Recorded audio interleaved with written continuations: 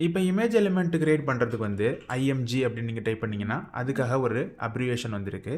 இதை நீங்கள் ப்ரெஸ் பண்ணிங்கன்னா இதில் வந்து எஸ்ஆர்சின்னு ஒன்று இருக்குது பார்த்தீங்களா, இதை வந்து சோர்ஸ்ன்னு சொல்லுவாங்க. இதில் தான் நம்மளுடைய இமேஜ் ஃபைலோட லொக்கேஷனை நம்ம இதில் செலக்ட் பண்ணணும். நம்ம இமேஜ் வந்து பார்த்தீங்கன்னா நம்மளோட ரூட் டைரக்டரி, அதாவது ரூட் ஃபோல்டரில் இருக்குது.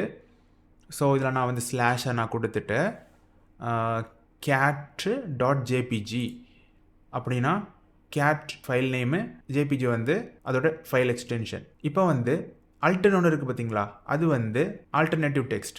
சப்போஸ் இது வந்து ஒரு யூஆர்எல்ல இருந்து நம்ம வந்து ஒரு இமேஜை வந்து ஷோ பண்ணுறோம் அப்படின்னா அந்த யூஆர்எல்ல வந்து அந்த இமேஜ் இல்லை அப்படின்னா அதுக்கு ஆல்டர்னேட்டிவாட்டு ஒரு டெக்ஸ்ட் வரும். சப்போஸ் இந்த ஃபைலே இந்த இடத்துல இல்லாமல் இருந்தால் கூட அந்த அந்த டெக்ஸ்ட் தான் வந்து அதில் ஷோ ஆகும். ஸோ இப்போ ஆல்டர்னேட்டிவ் டெக்ஸ்ட்டில் வந்து பார்த்தீங்கன்னா கேட்டுன்னு நான் சும்மா எழுதிக்கிட்டு சேவ் பண்ணுறேன். இது வந்து நம்மளுடைய ஸ்க்ரீனே ஃபுல்லாக கவர் பண்ணிடுச்சு. அதனால் வந்து பார்த்தீங்கன்னா அதுக்கு ஹைட்டுன்னு ஒரு ஆட்ரிபியூட் இருக்குது. இந்த ஆட்ரிபியூட்டை யூஸ் பண்ணிவிட்டு இதுக்கு வந்து ஒரு 300 பிக்சல் அப்படின்னு நம்ம கொடுத்துக்கலாம். இதில் நீங்கள் 300 பிக்சல்னு கொடுத்தாலும் இல்லை 300ன்னு கொடுத்தாலும் அதோட சைஸ் வந்து 300 பிக்சலாக தான் இருக்கும். அதே மாதிரி இதுக்கு வந்து விட்த் ஆட்ரிபியூட்டும் இருக்குது. விட்த் ஆட்ரிபியூட் யூஸ் பண்ணிங்கன்னா அந்த இமேஜ் வந்து ஒரு ஷ்ரிங்க் ஆன மாதிரி ஒரு ஃபீல் வரும் அதுக்கு.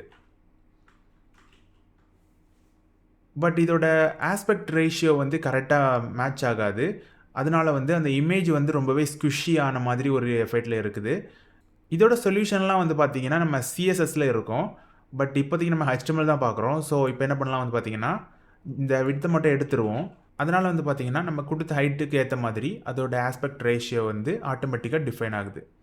அதனால் அந்த இமேஜ் வந்து ஃபுல்லாகவே ஷோ ஆகுது. அந்த ஸ்குஷியான மாதிரி எஃபெக்ட்லலாம் இல்லை. இந்த ஆல்ட் அட்ரிபியூட் வந்து பார்த்தீங்கன்னா ஸ்க்ரீன் ரீடருக்கும் யூஸ் ஆகும். ஃபார் எக்ஸாம்பிள் வந்து பார்த்தீங்கன்னா இப்போ யாராவது வந்து அக்சசிபிலிட்டி மோடு ஆன் பண்ணி வச்சுருக்காங்க அப்படின்னா அது வந்து டெக்ஸ்ட் டு ஸ்பீச்சுங்கிற மாதிரி அதில் இருக்கக்கூடிய டெக்ஸ்ட்டை வந்து ரீட் பண்ணும். அதுக்கு வந்து இதை யூஸ் பண்ணுவாங்க. மோஸ்ட்லி வந்து அந்த அக்சசிபிலிட்டி மோடு வந்து பார்த்தீங்கன்னா பிளைண்ட் பீப்புள் தான் யூஸ் பண்ணுவாங்க. லைக் பார்வை திறன் கொஞ்சம் குறைஞ்சவங்களை வந்து யூஸ் பண்ணுற மாதிரி பட்டது.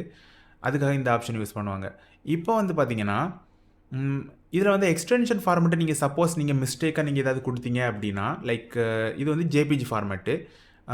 நீங்கள் ஏதாவது ஸ்பெல்லிங் மிஸ்டேக் பண்ணாலோ இல்லை பிஎன்ஜின்னு வேறு ஏதாவது டிஃப்ரெண்ட் ஃபார்மெட் நேம் கொடுத்தீங்கனாலோ அதோட இமேஜ் வந்து அதில் லோட் ஆகாது. பிகாஸ் கரெக்டான எக்ஸ்டென்ஷன் ஃபார்மெட் வந்து ரொம்பவே மஸ்ட்டு. ஸோ இந்த இடத்துல வந்து பார்த்தீங்கன்னா cat.jpg இருக்குது. இந்த இடத்துல வந்து நம்ம கொடுத்துருக்கிறது வந்து பார்த்தீங்கன்னா cat.pngன்னு இருக்குது. ஸோ அதோட ஃபைல் எக்ஸ்டென்ஷன் வந்து டிஃப்ரெண்ட்டாக இருக்கனால இந்த இமேஜ் எலிமெண்ட் வந்து நினைக்குது அந்த இமேஜ் வந்து அங்கே இல்லை அப்படின்னு நினைக்குது. அதனால வந்து பார்த்தீங்கன்னா இங்கே வந்து ஒரு இமேஜ் ஷோ ஆகலை. பட் அதுக்கு நம்ம ஆல்டர்னேட்டிவ் டெக்ஸ்ட்டில் ஒன்று கொடுத்துருக்கோம் பார்த்தீங்களா, அது வந்து இந்த இடத்துல ஷோ ஆகுது. இமேஜ் இல்லைனா அந்த இடத்துல இப்படி ஒரு டெக்ஸ்ட் வந்து ஷோ ஆகும். இப்போ இதுக்கு கீழே வந்து பார்த்தீங்கன்னா ஜிஃப் இமேஜை எப்படி யூஸ் பண்ணலாம் அப்படின்னு பார்க்குறோம். அதுக்கு வந்து என்ன ஒரு நியூ எலிமெண்ட் நான் க்ரியேட் பண்ணியிருக்கேன். சோர்ஸில் அதே மாதிரி வந்து பார்த்தீங்கன்னா // போட்டு cat2gifன்னு நான் கொடுத்துக்கிறேன்.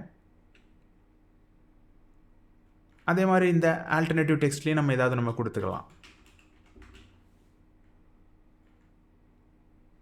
அது மட்டும் இல்லாமல் வந்து பார்த்தீங்கன்னா இந்த இமேஜ் எலிமெண்ட் வந்து ஒரு self closing tag. So single லைன்லேயே நமக்கு இது ஒர்க் ஆக ஆரம்பிச்சிடும். அதனால் வந்து பார்த்தீங்கன்னா எக்ஸ்ட்ரா வந்து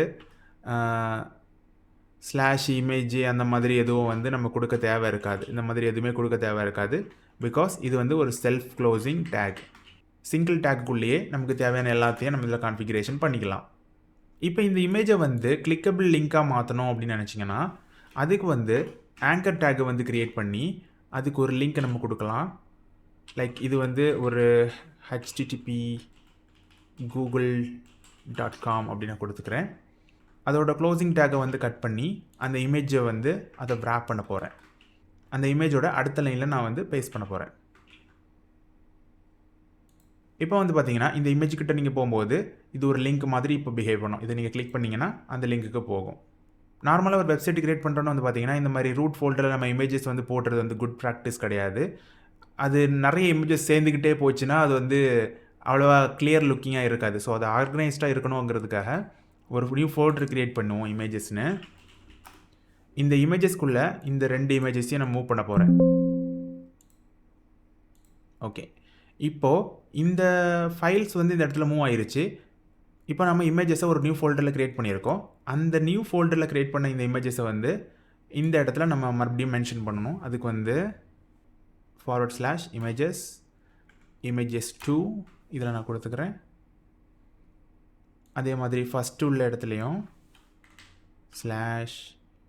/images cat. Now it works like before. முன்னாடி மாதிரி அப்படியே ஒர்க் ஆகுது. இப்போ பார்த்தீங்கன்னா செகண்ட் இமேஜுக்கு வந்து நான் எக்ஸ்ட்ரா விட்டோ ஹைட்டோ நான் கொடுக்கல. அந்த இமேஜ் சைஸே இந்த மாதிரி ரொம்ப சின்னதாக இருக்கனால தான் வந்து பார்த்தீங்கன்னா அவ்வளோ பொடியாக இருக்குது. லைட்டாக இதில் ஒரு லைன் பிரேக் போட்டிங்கன்னா ஒரு எக்ஸ்ட்ரா கொஞ்சம் ஸ்பேஸ் கிடைக்கும். ஒரு 2 லைன் பிரேக் போட்டுக்கலாம். பொதுவாக வந்து இமேஜ் பொசிஷனிங் எல்லாமே சிஎஸ்எஸில் தான் நம்ம பண்ணுவோம். பட் ஹெச்டிஎம்எல்லே வந்து பார்த்தீங்கன்னா இமேஜ் பொசிஷன் பண்ண முடியும். சென்டர் அப்படிங்கிற ஒரு எலிமெண்ட்டை நம்ம யூஸ் பண்ணலாம். இதை நார்மலி யூஸ் பண்ண மாட்டாங்க.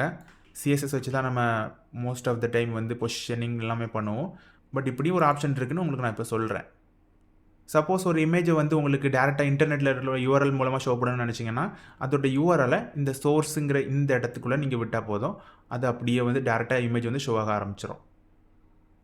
HTML ஃபைலை வந்து பார்த்தீங்கன்னா புதுசாக இன்னொரு ஆட்ரிபியூட்டை இமேஜுக்கு கொண்டு வந்திருக்காங்க. அது வந்து என்னென்னு பார்த்தீங்கன்னா லோடிங் அண்ட் லேசி.